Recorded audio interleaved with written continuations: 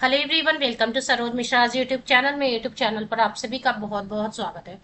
तो फाइनली जो है काफी दिनों से इंतजार हो रहा था उत्तर प्रदेश से सरकारी शिक्षक भर्ती विज्ञापन का। तो आज विज्ञप्ति जारी कर दी गई है। 7,466 परमानेंट पोस्ट पर एक विज्ञप्ति जारी हुई है। और भी वैकेंसीज इसके पीछे आएंगी जरूर। तो 7,466 परमानेंट पोस्ट है। इसमें ऑनलाइन एप्लीकेशन 28 जुलाई से शुरू हो जाएगी, जो विज्ञप्ति जारी हुई है उसके हिसाब से।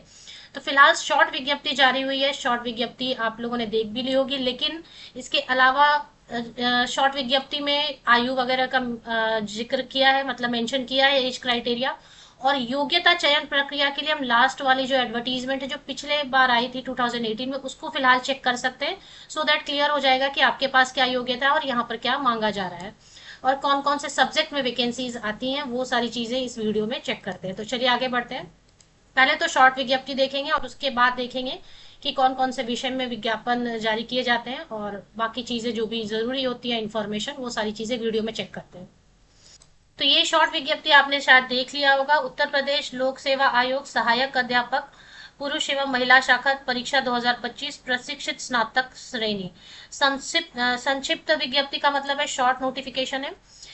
इस परीक्षा का विस्तृत विज्ञापन दिनांक 28 जुलाई से आयोग की वेबसाइट पर uppsc.up.nic पर उपलब्ध रहेगा। ऑनलाइन आवेदन की प्रक्रिया, शुल्क, परीक्षा योजना, पाठ्यक्रम, जाति प्रमाण पत्र का प्रोफोर्मा, आरक्षण, आयु में छूट, ये सब चीजें आपको देखने को मिलेंगी। लेकिन फिर भी इस वीडियो में हम फिर भी कवर करेंगे 2018 में क्या कैसा था, उसके हिसाब से थोड़ा आइडिया तो जरूर लगेगा।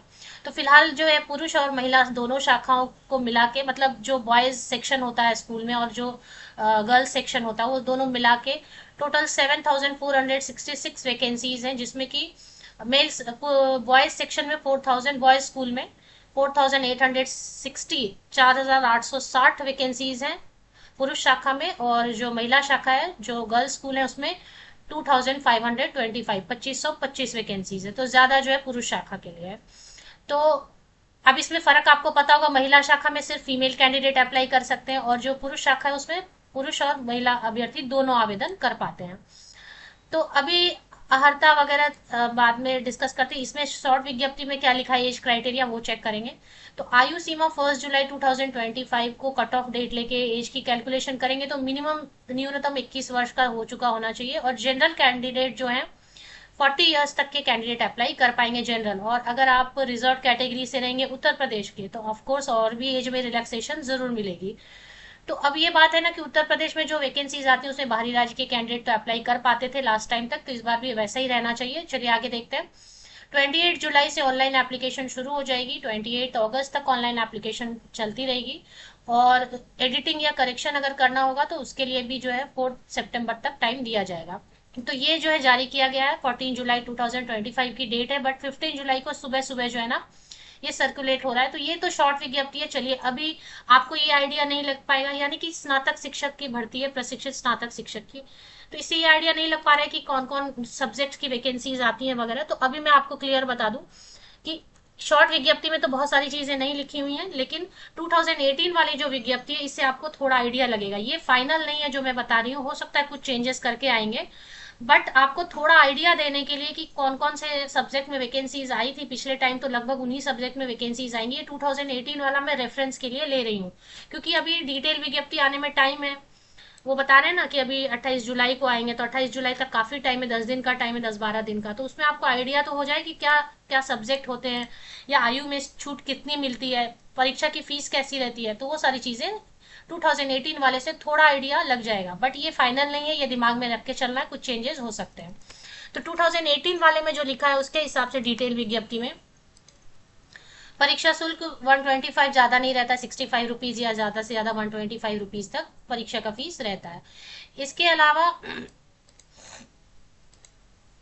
जो है देख लेते हैं जो सब्जेक्ट्स हैं, क्योंकि पिछले बार भी जो आया था तो वैसे ही आया था, सहायक अध्यापक महिला श्रेणी और महिला शाखा और पुरुष शाखा। तो जो सब्जेक्ट की डिटेल है वो कुछ इस तरीके से रहती है। हिंदी में वैकेंसीज आती हैं, आप सब्जेक्ट्स देखते जाए, वैकेंसीज नहीं देखनी क्योंकि ये लास्ट टाइम की, इसको नहीं देखना है क्योंकि लास्ट टाइम 2018 वाला है। सब्जेक्ट का आइडिया मैं आपको देना चाहती हूँ सिर्फ। तो हिंदी में वैकेंसीज आती है, इंग्लिश में, मैथमेटिक्स में, साइंस में, सोशल साइंस में, और दोनों अलग अलग आएंगे। देखिए दोनों अलग अलग कहने का मतलब है कि पुरुष शाखा के लिए अलग रहेंगे। देखें पुरुष शाखा के लिए अलग रहेगा और महिला शाखा के लिए अलग रहेगा। ये देखें, सहायक अध्यापक पुरुष शाखा है ना, तो ये अलग रहेगा। और ये लास्ट टाइम का है, इसलिए इसकी जो वैकेंसीज है ये नहीं देखनी है आपको।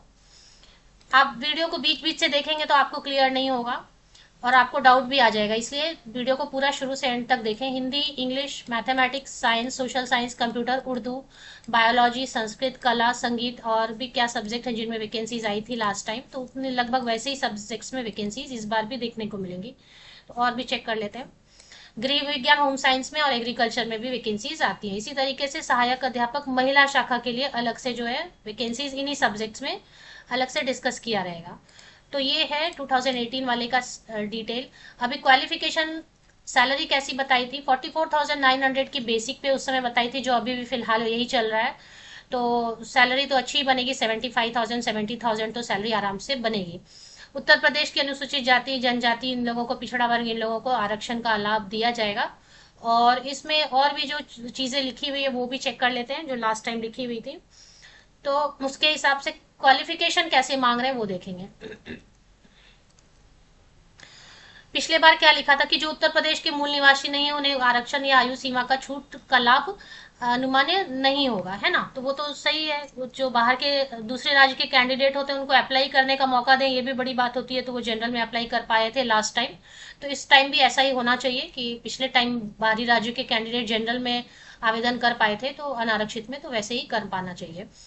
अंतिम तिथि तक जो है ना आपका क्वालिफिकेशन कंप्लीट होना चाहिए। जो भी अंतिम तिथि बताई जाती है, जैसे कि 28 अगस्त अगर लास्ट डेट रहेगी तो उस डेट तक आपकी क्वालिफिकेशन कंप्लीट हो चुकी होनी चाहिए। तो पिछले बार जो बताया था उन्होंने, जैसे हिंदी का मैं आपको पढ़ के बताती हूँ, वैसे ही लगभग सबका रहेगा। हिंदी का थोड़ा अलग रहेगा क्योंकि हिंदी है। तो कि हिंदी में क्या बोला था, भारत में मान्यता प्राप्त विश्वविद्यालय में से किसी विश्वविद्यालय से एक विषय के रूप में हिंदी के साथ स्नातक की उपाधि, हिंदी से ग्रेजुएशन होना चाहिए। और संस्कृत जो है इंटरमीडिएट या संस्कृत के साथ समकक्ष परीक्षा। अच्छा, ये समकक्ष शब्द इस बार हटाया जाएगा जैसा मुझे लग रहा है, समकक्ष जहां भी लिखा हुआ है ना वो हटाया जाएगा। तो यानी संस्कृत भी पढ़ा होना चाहिए 12th में और हिंदी के साथ ग्रेजुएशन होना चाहिए। और शिक्षा स्नातक का मतलब हो गया बीएड, है ना, तो बीएड मांगा गया है। तो सभी विषय में ऐसा ही रहेगा कि परसेंटेज का तो मुझे दिखाई नहीं दे रहा, परसेंटेज का कोई प्रॉब्लम दिखाई नहीं दे रहा, सिर्फ इतना ही है कि संबंधित विषय में ग्रेजुएशन होना चाहिए और शिक्षा स्नातक मतलब बीएड होना चाहिए। तो संबंधित विषय में स्नातक और बीएड इतना तो मांग रहे थे पिछली बार। अब इस बार देखें क्या समकक्ष शब्द तो हटाया जाएगा क्योंकि इसकी वजह से काफी प्रॉब्लम हुई थी। तो ये तो 2018 वाला है, आप मान के चलिए कि थोड़ा बदलाव इसमें हो सकता है, लेकिन पिछले बार जो था ऐसे ही था कि बीएड मांगा गया था। प्रतिशत अंकों का प्रॉब्लम नहीं था, लेकिन ग्रेजुएशन मांगा गया था संबंधित विषय में, है ना। तो यही सभी विषय के लिए लगभग था। और अगर होम साइंस के लिए या कंप्यूटर के लिए देख लेते हैं, कंप्यूटर के लिए भी शिक्षा स्नातक बीएड मांगा गया था लास्ट टाइम, तो इस बार भी मांगा जाएगा, काफी ऑप्शन दिए गए। उर्दू वगैरह के लिए तो मांगा ही जाता है। कला में हो सकता है कि कला में भी शिक्षा स्नातक मांगा है, मतलब बीएड मांगा है। संगीत में भी अगर देखें तो शिक्षा स्नातक मांगा है। संगीत म्यूजिक में भी बीएड मांगा है, मांगा था पिछली बार। तो इस तरीके से फिजिकल एजुकेशन में केवल बीएड नहीं मांग रहे, बीपेड है लास्ट टाइम। और एग्रीकल्चर में भी बीएड मांग रहे हैं। तो ये तो हो गई बात की क्वालिफिकेशन इस तरीके से। और इसके अलावा जो है क्वालिफिकेशन मैंने आपको बता दिया सब्जेक्ट 2018 के हिसाब से, 2018 के हिसाब से। ये मैं बार बार रिपीट कर रही हूँ कि इसमें कुछ चेंजेस हो सकते हैं, मैं सिर्फ आइडिया के लिए आपको बता रही हूँ। अब इसमें जो पिछली बार इन्होंने कुछ रखा था सिलेक्शन का क्राइटेरिया, अगर वो दिया हुआ है तो चेक कर लेते हैं। तो लास्ट टाइम जो परीक्षा का योजना था 2018 में, अभी ये इस बार वाला नहीं है क्योंकि अभी तो शॉर्ट नोटिफिकेशन ही आया। तो 2018 में जो परीक्षा का पाठ्यक्रम रहा था वो कुछ इस तरीके से था। हो सकता है इसमें कुछ बदलाव करेंगे क्योंकि बहुत सालों बाद आ रहा है। तो लेकिन लास्ट टाइम जो रहा था उसमें था कि 150 मार्क्स का वस्तुनिष्ठ मतलब वस्तुनिष्ठ प्रश्न रहेंगे, मतलब एमसीक्यूज रहेंगे, जिसमें कि हर क्वेश्चन एक 1 मार्क का रहेगा। और पार्ट 1 पार्ट 2 ऐसे रखा था जिसमें कि सामान्य अध्ययन, जीएस जिसको आप बोलते हैं, या जीके जीएस मिला के। और मेन सब्जेक्ट आपका 120 क्वेश्चन रहेंगे और जीके जीएस मिला के 30 क्वेश्चन रहेंगे। 150 टोटल क्वेश्चन रहेंगे। 2 आवर्स मिलेगा आपको, 150 मार्क्स मिलेंगे, है ना। तो ये ऐसे रखा गया था। अब इसमें जो है निगेटिव मार्किंग जरूर होगा।